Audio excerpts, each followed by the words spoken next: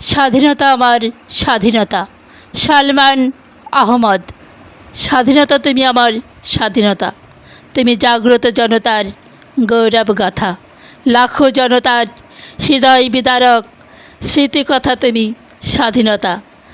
যেদিন বাংলা বলাতে ছিল যত বাধা, সেদিন স্বাধীনতা। সেই কালো রাতের অস্থির অবস্থা, সেই তুমি স্বাধীনতা। 25শে মার্চের করুণ স্মৃতিকথা, সেই তুমি স্বাধীনতা।